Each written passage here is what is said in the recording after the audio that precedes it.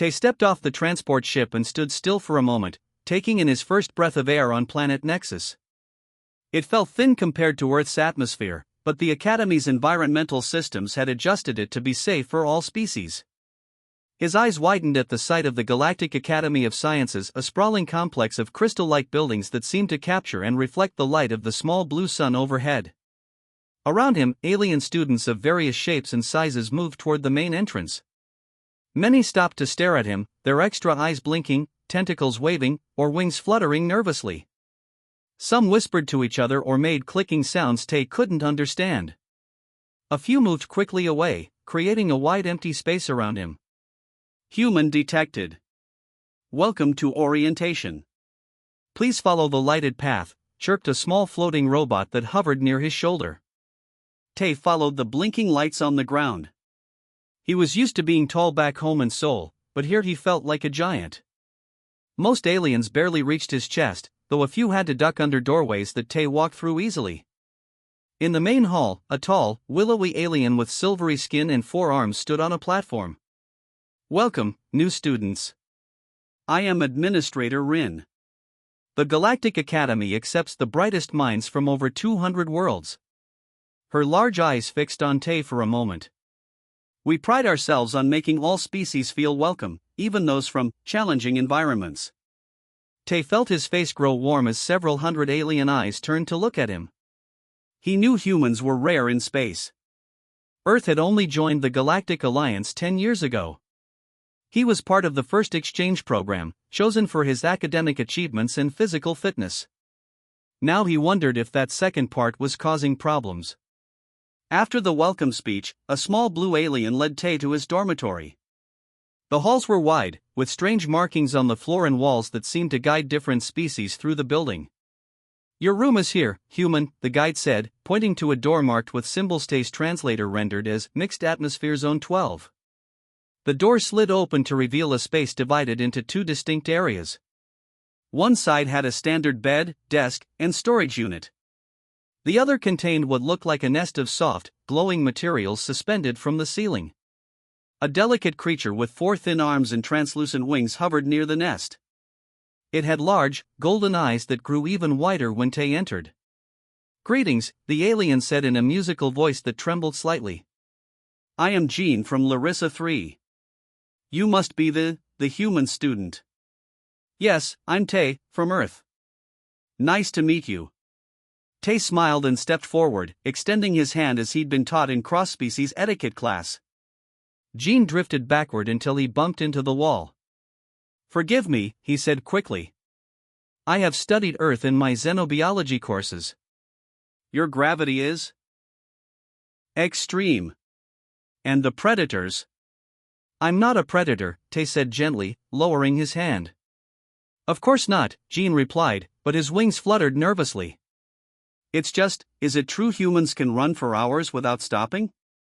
And lift more than twice their body weight? Tay shrugged. Some can, I guess. I'm just a normal student. There is nothing normal about surviving on a death world, Jean said with something like awe in his voice. Tomorrow we have physical assessment class. I hope it goes well for you. Later that night, as Tay lay in bed listening to the soft humming of Jin's wings as the alien slept in his suspended nest, he checked his orientation schedule. Physical assessment seemed to be this world's version of gym class. He hadn't packed any special equipment, just standard shorts and a t-shirt from his high school back home. How different could gym class be in space? Tay wondered as he drifted off to sleep. He'd soon find out that on a station filled with species that evolved on low-gravity worlds with minimal environmental threats, a human's ordinary physical abilities would seem anything but ordinary. Tay followed Jean to the Academy's gymnasium, a vast dome-shaped building near the center of the campus. The doors slid open to reveal a space unlike any gym Tay had seen on Earth. The floor was divided into sections with different surfaces, some soft and springy, others rigid, and one area that appeared to be filled with a clear gel-like substance. All new students must undergo physical assessment, Jean explained, his wings fluttering nervously. Each species has different parameters, of course. About 30 alien students gathered in clusters, wearing various types of clothing. Some had protective padding, others wore supportive frames, and a few were dressed in what looked like lightweight bodysuits. Tay felt oddly underdressed in his simple Earth gym clothes, a t-shirt and shorts. A stocky, blue-skin alien with webbed hands and feet waddled to the center of the room. Welcome to Physical Assessment. I am Professor Du. Today we establish your baseline capabilities in our standard 0.8G environment. He tapped a device on his wrist, and Tay felt a slight shift as the artificial gravity adjusted. We begin with basic coordination, Professor Du announced. Please line up for the balance assessment. The first test involved walking across a narrow beam suspended half a meter above the floor. Most of the alien students approached the task with extreme caution, some using additional limbs for balance or moving very slowly. Gene managed to hover above the beam, his wings working hard in the slightly increased gravity. When Tay's turn came, he walked across quickly, easily maintaining his balance. Without thinking, he even added a small hop in the middle of the beam. The room went silent. Professor Du's mouth gaped open, revealing rows of small, pointed teeth. That was unexpected, he finally said, marking something on his tablet. Most bipedal species struggle with linear balance. The next station tested endurance. Students had to run laps around the gym's perimeter. One by one, they completed their runs, most managing only 2 or 3 laps before stopping, breathing heavily. Gene barely finished one lap, his wings drooping with exhaustion. Human Tay, your turn, Professor Du called. Tay began running at what he considered a mild pace. As he completed his 5th lap, he noticed the other students watching him with expressions of shock or disbelief. By his 8th lap, Professor Du was frantically consulting his tablet. That's sufficient, the professor called out when Tay completed his 10th lap, still breathing easily. Whispers spread through the gym. One small, tentacled alien moved behind the equipment rack, as if hiding. Gene hovered near the ceiling, his large eyes fixed on Tay. Final assessment, vertical clearance, Professor Du announced, though his voice had lost its confidence. In the center of the gym, a barrier appeared, a glowing blue line hovering about half a meter above the floor. One by one, students attempted to jump over it. Some barely cleared it, others used wings or multiple legs to help propel themselves. After each successful jump, the barrier rose slightly. By the time the barrier reached 1 meter, only a few students remained. At 1.5 meters, only Gene was left, using his wings to flutter over the barrier with visible strain. When the barrier reached 2 meters, Professor Du said, "This is merely a demonstration of our equipment's maximum range. No student is expected to." Before he could finish, Tay approached the barrier. It seemed like a manageable height, about what he'd jump in high school track and field. He bent his knees slightly and leaped, clearing the barrier easily. The reaction was immediate and extreme. A high-pitched alarm sounded from several students' communication devices. 2 smaller aliens fainted on the spot. Gene shot upward in panic, bumping into the ceiling. Class dismissed. Professor Du shouted, backing away from Tay. Emergency protocols activated. Security to the gymnasium, Deathworlder situation. Tay stood confused as the gym emptied in seconds. Only Gene remained, hovering near an exit, his wings beating rapidly. What did I do wrong? Tay asked.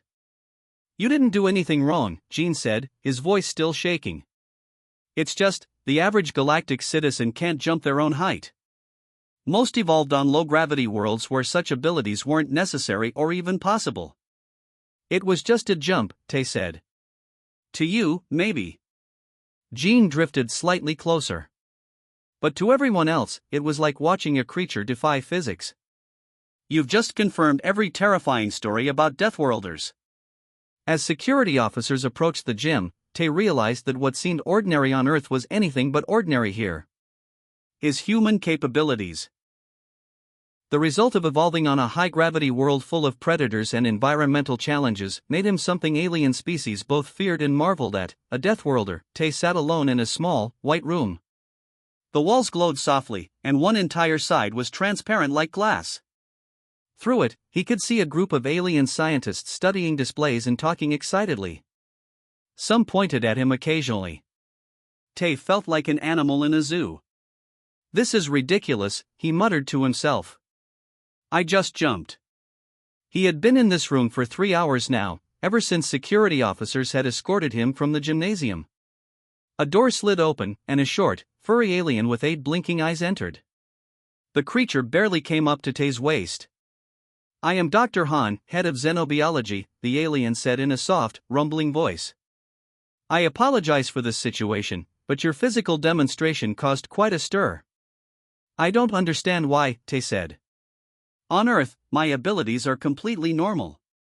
Dr. Han tapped a device on his wrist, and a hologram appeared between them. It showed comparative images of skeletal structures. One was clearly human, the others were various alien forms. "Your bone density is 5 times our galactic average," Dr. Han explained, pointing to highlighted areas.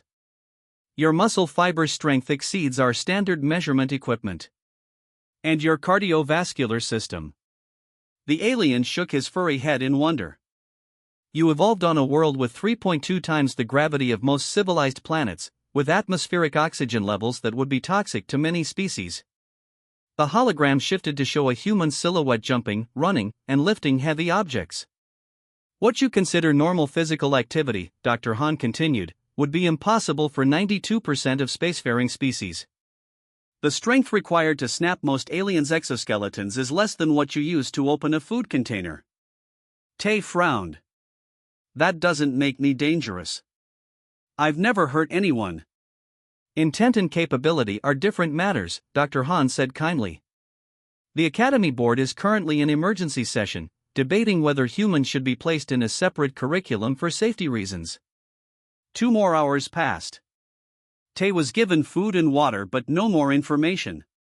He paced the small room, growing increasingly frustrated. Finally, the door opened again.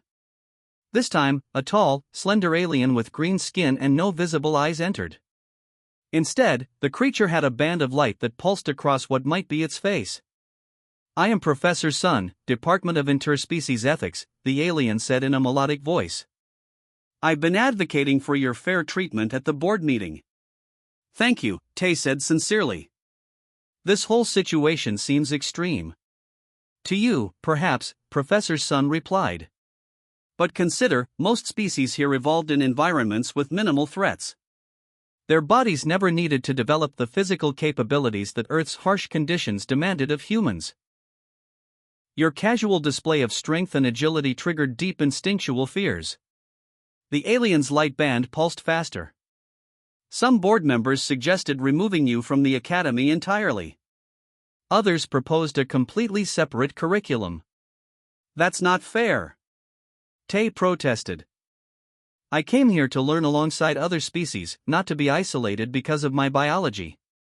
"I agree," Professor Sun said. "Which is why I proposed a compromise that the board has accepted." The alien explained the terms. Tay would return to regular classes, but would wear special dampening weights designed to limit his strength and speed to levels comparable with other species. For physical classes, he would follow a modified curriculum.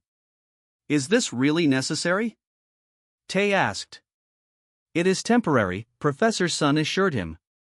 "As your classmates become more comfortable with your presence, the restrictions may be reduced. Remember, for many of them, you are the first human they have ever encountered in person." As they talked, Tay noticed Jean hovering outside the transparent wall, watching them. When Tay waved, the winged alien hesitantly waved back with one of his 4 slender arms. "Your roommate has been quite concerned," Professor Sun noted. "He has visited 3 times during your isolation." This surprised Tay. "Jean seemed terrified of me." "Fear and fascination often exist together," the professor said wisely. "Many students are now extremely curious about humans, even as they remain cautious." Before leaving, Tay was fitted with special bands for his wrists and ankles. They were surprisingly heavy, making his movements slower and more deliberate. "These match your strength to galactic standard level 3, explained the technician. "Still strong, but not alarmingly so." As he finally left isolation, Tay found Jean waiting in the hallway. "Are you angry with us?" Jean asked, his wings fluttering nervously. Tay considered the question. No, he said after a moment. I'm frustrated, but I understand better now. This is all new for everyone. Jin's large eyes blinked rapidly. The video of your jump has been shared across the entire Academy network. Some students are terrified, but others. His voice dropped to a whisper. Others think it was amazing. They're calling you the Deathworlder, but not everyone means it in a bad way. As they walked back toward their dormitory, Tay realized that being human at the Galactic Academy would be more challenging than he had expected. But maybe, just maybe, he could change perceptions about what it meant to come from a Deathworld. Tay entered his first class after the gymnasium incident, feeling the heavy weight of the restraint bands on his wrists and ankles. Every step took more effort than normal, and simple movements like raising his hand required concentration. He understood this was meant to make other students feel safe, but it felt strangely like punishment for being human. As he took his seat, he noticed the empty chairs around him. Most students kept their distance, and some watched him with obvious fear. Jean, however, took a seat nearby, still not directly next to Tay, but closer than anyone else dared. How do the restraints feel? Jean asked quietly as they waited for the professor. Heavy, Tay admitted. But I'll get used to them. A group of students at the back of the room watched Tay with unfriendly eyes. Their leader was a stocky alien with thick, plate-like skin and 4 arms. His name was June, and he was from a species known for their military prowess.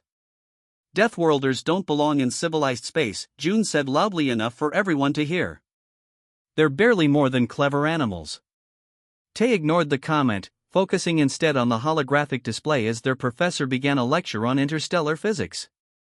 This was why he had come to the academy, to learn, not to get into conflicts. Over the next 2 weeks, Tay adjusted to his new reality. He attended classes, studied in the library, and kept mostly to himself. Some curious students began to approach him with questions about Earth, often starting with variations of, "Is it true that humans can?" During meals in the dining hall, Tay sat with Jean and a few other students who had grown less afraid of him. He learned about their home worlds, places with gentle gravity, stable weather, and few predators. In turn, he told them about Earth's diverse environments, from scorching deserts to freezing tundra. I still don't understand how anything survives such extremes, said Jean, his wings fluttering in amazement. We adapt, Tay explained.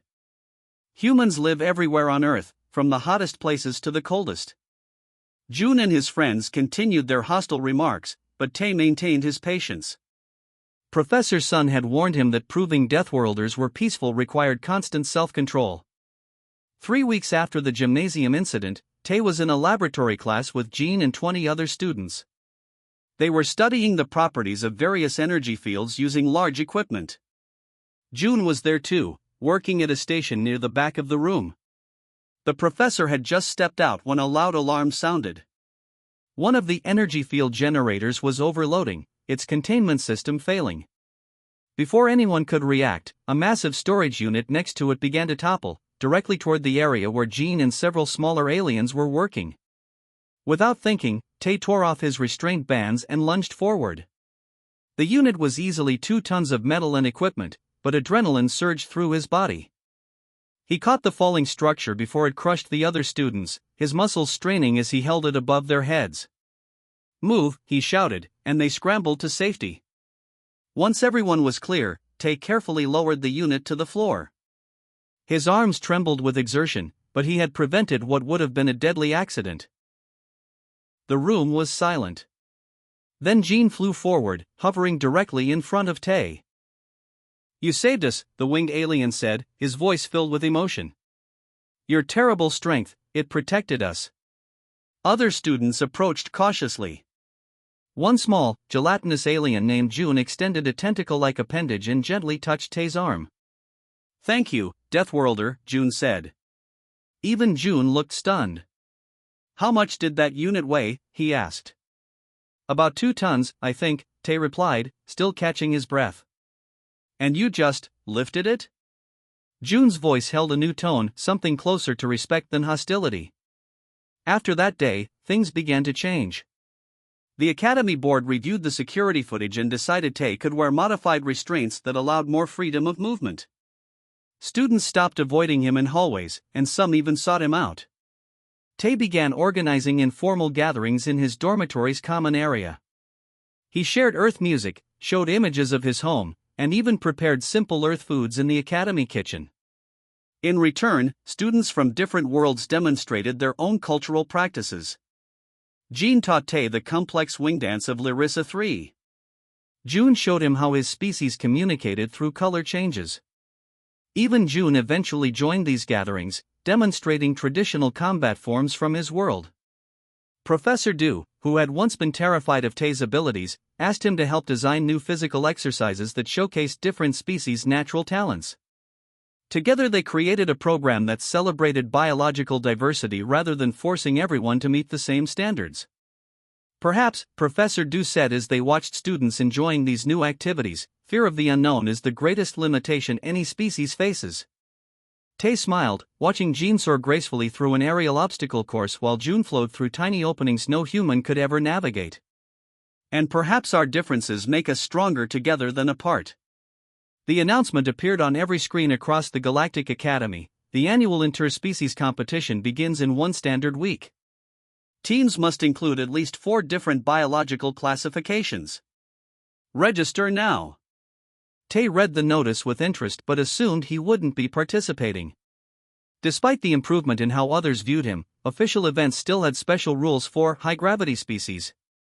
He was surprised when Jean flew into their room later that day, wings beating excitedly. "We want you on our team," Jean announced. "Who's we?" Tay asked. "Myself, me from the crystalline hive, and June the fluid form from Aquarius. We've submitted a petition to allow you full participation without restraints." Tay was touched. They might not approve it. "They already have," Jean said, his wings creating a happy humming sound. "Administrator Rin said your actions during the laboratory accident proved Deathworlders can control their abilities responsibly." The competition was the Academy's oldest tradition. A series of challenges designed to test different skills and promote cooperation between species. Teams would face physical obstacles, solve complex puzzles, and complete tasks requiring diverse abilities. June had assembled a powerful team of the Academy's strongest species. They were the favorites to win, and June made sure everyone knew it. "Good luck, Earth creature," June said when he saw Tay's team practicing. "Though even a Deathworlder's strength won't help you against our superior strategy." The day of the competition arrived. The Academy's main arena had been transformed into a complex course with various obstacles and challenge stations. Spectators filled the viewing areas, including many teachers and even some diplomatic representatives from various worlds. "First challenge, cross the acid pool using only the materials provided," announced Administrator Rin. Each team received the same resources, some lightweight metal rods, synthetic cord, and a small anti-gravity unit with limited power. June's team immediately began constructing a bridge, using their multiple limbs and natural strength to secure the structure. Tay's team took a different approach. June, who could change his body's density, flowed into the smallest cracks between rocks near the pool's edge, discovering a narrow ledge beneath the surface. "There's a path down there," he reported back. Me, whose crystalline brain could perform complex calculations instantly, determined the exact placement needed for their limited materials. "We don't need a full bridge, just support at these 3 points," she explained. Jean used his flying ability to carry the cords across the gap, while Tay secured the heaviest components, using his human strength precisely rather than forcefully. As June's team was still building their bridge, which looked impressive but consumed all their materials, Tay's team completed the crossing. "Teamwork using natural abilities, excellent strategy," commented Administrator Rin. The second challenge involved decoding an ancient alien script within a time limit. Mi's crystalline structure, which naturally processed patterns, proved invaluable.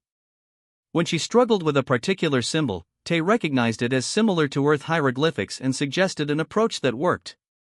By the third challenge, Tay's team had taken the lead.